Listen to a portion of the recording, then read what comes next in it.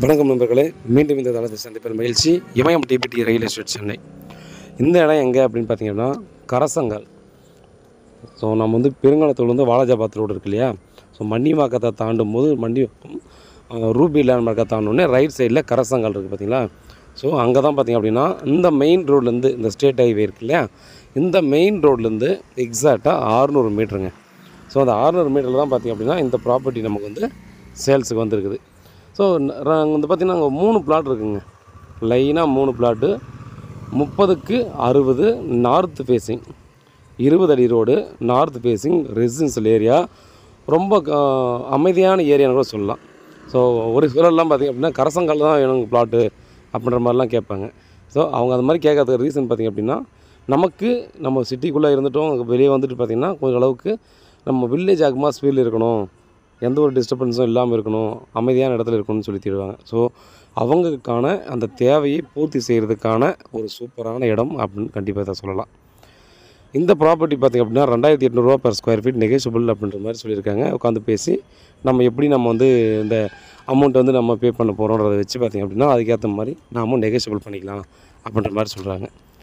நீங்கள் எக்ஸாக்டாக பார்த்திங்கன்னா மெயின் ரோட்லேருந்து ஒரு 600 650 மீட்டருக்குள்ளே தான் இருக்குது, நார்த்து ஃபேஸிங். ஸோ ஈஸ்ட்டு இல்லை நார்த்து தான் பார்த்திங்கன்னா இப்போ ரொம்ப டிமாண்டாகவும் இருக்குது, கிடைக்கிறதுக்கான வாய்ப்புகளும் குறைவாக இருக்கிற இப்போ ஃபேஸிங் இது.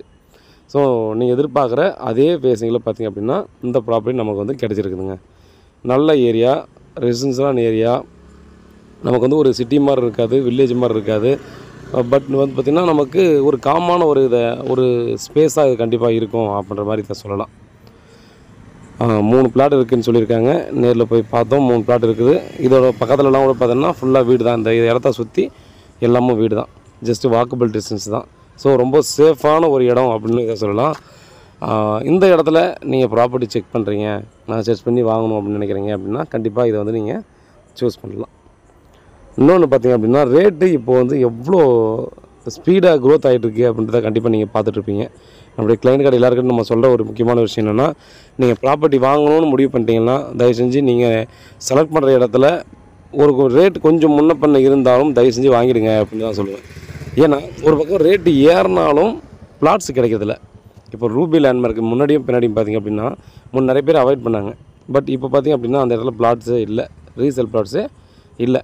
அந்த மாதிரி எல்லா இடத்துலையும் மன்னிவாக்கம் எடுத்துட்டாலும் சரி, பாரதி நகர், ஈஸ்ட் தாம்பரம், வெஸ்ட் தாம்பரம் எல்லா இடத்துலையுமே பார்த்திங்க அப்படின்னா நம்ம முன்ன மாதிரிலாம் இல்லை. நம்ம ரேட்டு கொடுத்து வாங்கணும்னு நினச்சாலும் ப்ராப்பர்ட்டிஸ் வந்து இல்லை, நம்ம நினைக்கிற மாதிரி சின்ன ப்ராப்பர்ட்டிஸ்.